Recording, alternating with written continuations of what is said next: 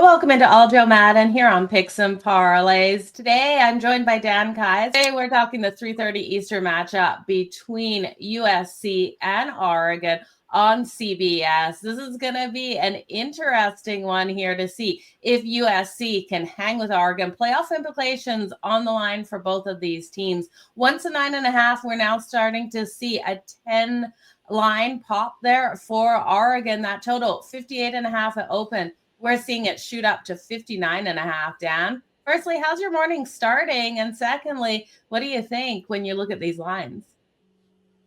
Yeah, the lines are probably where I think they should be. My morning's not good. Jonathan Smith's still the coach of Michigan State, and Big Game James got signed by Virginia Tech. So there's one of my guys gone. And I'm stuck with the guy I don't want. So, you know how that is. So, yeah, these lines seem to be about where I think they are. They should be. I think it's going to be an interesting game. Like you said, I think huge college playoff implications here. The one thing about this college playoff committee, again, is things I don't like about it. They seem to set themselves up so they don't have to make tough decisions down the road. You see Notre Dame ranked above Alabama, and there's no reason for that if you just look at what they say they look at. But that's another story. This one, USC's on the outside looking in right now. Oregon's in the playoffs. If USC wins, do they jump in the playoffs and Oregon drops out? Do they sit them at like 11 and 12, and then they don't have to make a decision yet? Michigan's right behind them. If they beat Ohio State, do they get in and jump both of them? It's a kind of, or that'd be interesting if USC beats Oregon, and then Michigan beats Ohio State. Just because they beat Ohio State, do they jump USC, which beat them in the regular season? Yeah, it's going to be interesting. And then what happens to Oregon? Do they make it still to the college playoffs? They're sitting 9-1 on the season right now. We're seeing USC rolling in here 8-2, 2-2 out there on the road. Dan, what do you think? If Oregon loses this game, still a chance? Well, I think they might still have an outside chance, but I guess it comes down to this: don't lose. Yeah. It's simple. Don't lose this game. And I think it's gonna take USC's best effort to win this game. I think.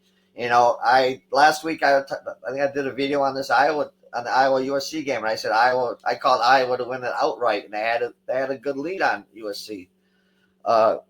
The thing about Oregon is they can move the ball both ways. They can move the ball through the air. We know that, but they can also run the ball, and that's USC's problem, and that's what Iowa showed them. They can run the ball against USC. So I don't think there's going to be a lot of easy USC stops in this one. And Oregon plays a pretty good defense. Go ahead. I was going to say, what do you think of this running back here for Oregon, Jordan Davison? He's being killer, 12 rushing touchdowns. Is he going to be the difference maker here for Oregon? I think he very well could be because, as I said, Iowa or USC doesn't really like to play against the run, so I think he could have a really big day in this one. I think Oregon's running backs they've been good, over the years, but I think they're always a product of the system. Also, I think it's their system that makes them really well look really well. Also, and these are two high-powered offenses in this one. USC's defense is not that great. Oregon's defense is good. It's a lot of points in this one. I lean to Oregon covering that number. I think but now I see them covering the 9.5 to 10. That could be a push. I think this game could be a 10-point game, but I'd look more to the over in this one. Even though Oregon's defense is good, this USC's offense is very good at passing the ball. The quarterback has gotten better since the start of the year. So I think this is going to be a high-scoring game. And I know the total's creeping up, but I wouldn't be surprised if both teams get in the 30s and it comes, it's that kind of a shootout. It's usually when these teams play, the offenses rule. It's a kind of a rivalry game from the old Pac-12, so they got that going for them too. So, yeah, I like the over in this one. I just think the offenses are going to come out on top of this one. You got two offensive-minded coaches And I don't care how good the defenses are. When you got two offensive-minded coaches like this, they can scheme up whatever they want to get guys open. So I think it's going to be a fun game to watch on a weekend that doesn't have a lot of great college football games. Absolutely. So you guys shopping those lines over on Odds Logic, you're still seeing a 59 out there on Sports 411, Circa, as well as Superbook. The rest of the books have shot it up to 59.5. So make sure you do shop those lines over on Odds Logic. Now, you brought up the head coaches. What are your thoughts here on Lincoln Riley against top teams? We know he's had the struggles in the past, but the past is the past. Yeah, but they always have the same problems. It's their defense. He's a great offensive mind, but their defense has played somewhat better this year, and that's only one thing I can say about this USC team compared to the last 2 or 3 years that Lincoln Riley's been there. At least the defense has played better, but it's still not good enough. They still struggle at certain aspects of the game. I think. Listen, I wouldn't get past up Lincoln Riley at Michigan State, that's for sure. But I think again, I think he's more of the offense. I think his mindset is kind of back to the Paula Westhead days in college basketball. We'll just keep shooting threes and we'll just score more points than you do. And if we don't, well, at least we tried. Mm-hmm. So, very true. I like Lincoln Riley. I went to the last Bedlam game when he coached at Oklahoma. I was driving home from Stillwater when I heard he quit. I went to USC, so I could say I saw his last game there. But yeah, I like him. I think it's gonna be. I just don't think their defense is good enough to win this game outright. Okay. So, what do you think of Jordan Davison? I asked you about what you thought of him for a big day, but I want to know for those touchdowns. Odds on favorite for the anytime touchdown, the running back here for Oregon. It's too juicy for one at -165, but we can take him for 2+ rushing touchdowns. It's coming in at +280. He does have 12 rushing touchdowns on the season. Would you count him in for 2 in a high scoring battle here? Yeah, if you're going to tell me this is going to be a high scoring battle, yeah, I'd give him 2. I think it's a good chance he does get 2 because I think he still has a chance to at least break one, the 20, 30, 40 or longer yard one, and I think he'll get one close. I don't see USC slowing this offense down. It's just how do they get in the end zone, and that, like you said, one touchdown is a little juicy.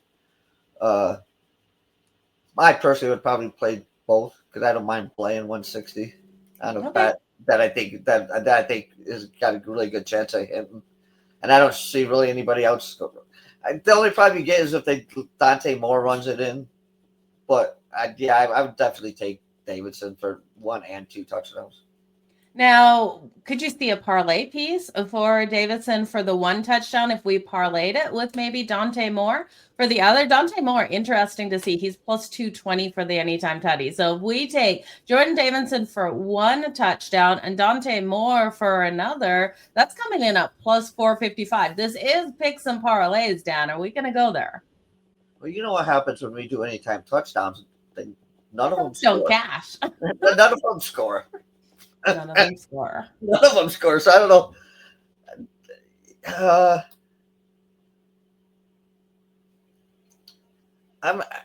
Personally, I would say no because I don't. As you said, that number on Moore is a little high. I think you're going to need for him to score a touchdown. I think you're going to need like the ball at the half-yard line.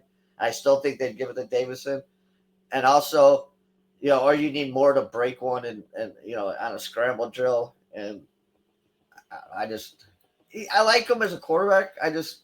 He doesn't seem like that kind of guy to me that scores a lot of touchdowns. So I think I'd rather just stick with Davidson and getting 2 touchdowns.